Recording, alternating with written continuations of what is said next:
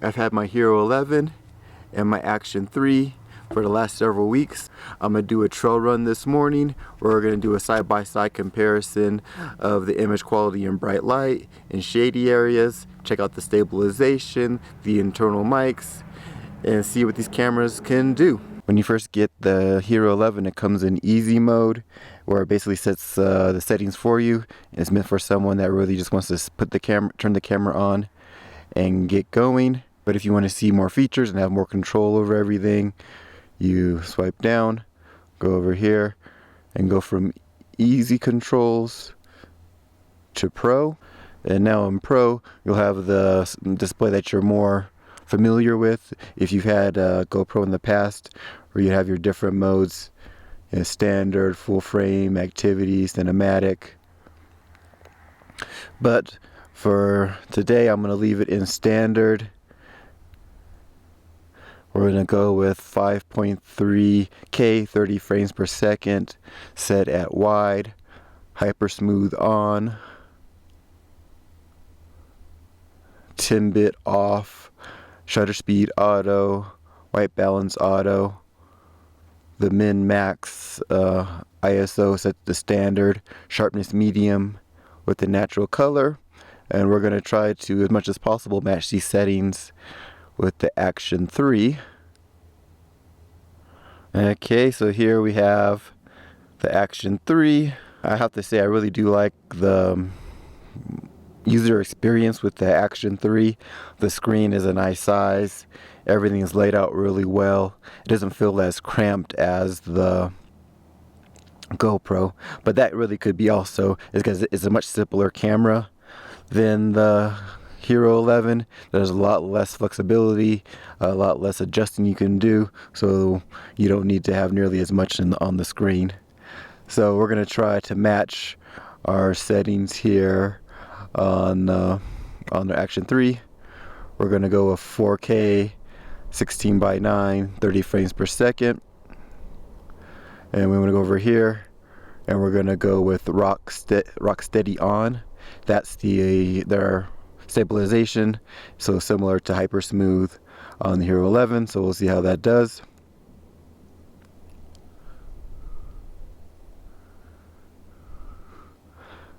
Over here we're going to go with exposure auto, color profile normal, field of view wide.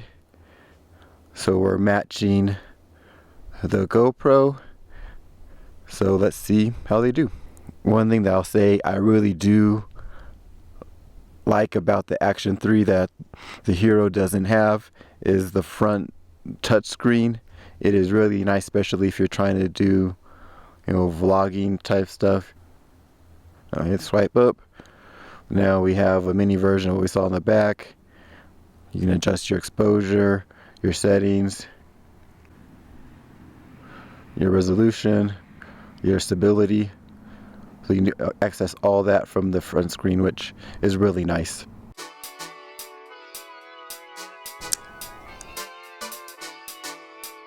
From here on out, just using the Action cameras as they are with the internal mics. We'll see how they do.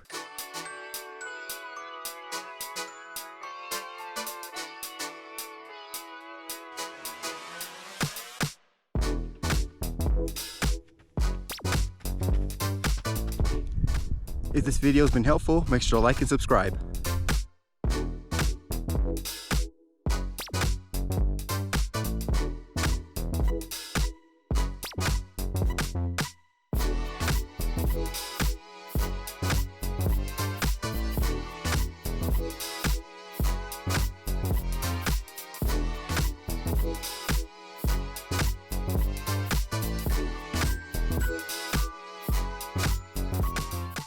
The image stabilization on Action cameras nowadays has gotten so incredible. They're continuing to make improvements.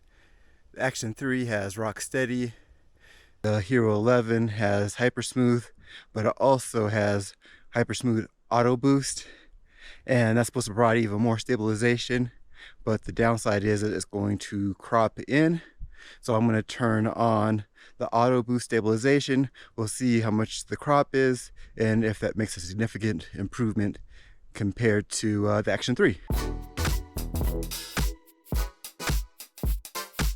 I can see a real difference between the color and image quality of the two cameras when comparing them side by side. I definitely have a favorite. Let me know in the comments, which one do you prefer?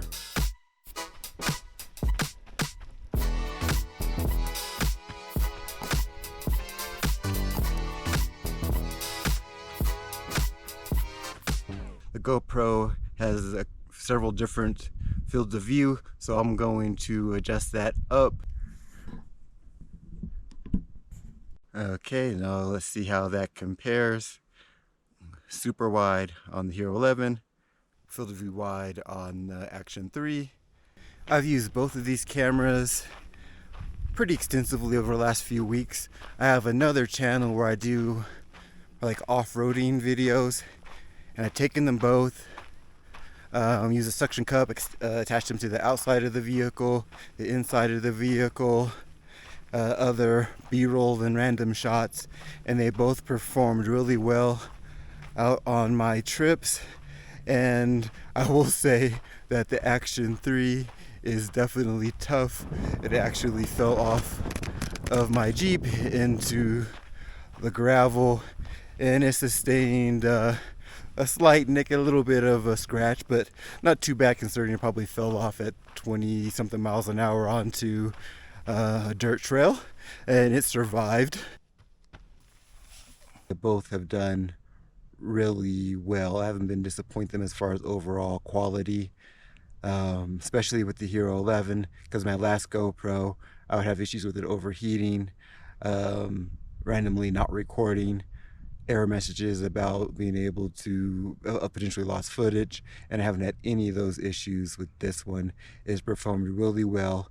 No issues with overheating. People have been having issues with the Action 3 and with its focus. I've been seeing a ton of videos about that. I've been trying to look back at my footage to see if there's those same focal issues. Sometimes I think I see it, sometimes I think I don't. We'll try it out here. Let me find a place with a little more sun, and we'll see if we're gonna have any issues with the focus. And if it does, based on what I've been seeing in the videos, if you're having an issue with focus, it's going to look soft kind of around some of the edges. And let's see if I can find some sunlight here.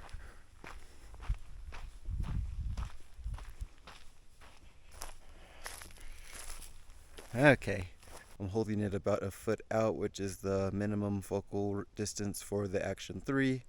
Let's see here, are we seeing any focus issues? If it is, it's going to look kind of soft, not as sharp as it should, kind of around the edges. DJI has done a firmware update that's supposed to fix the issue, but I've been seeing people say that that's not fixing it. If you decide to buy the Hero 11, you'll need to know if the subscription service is a waste of your money. Check out this video to find out.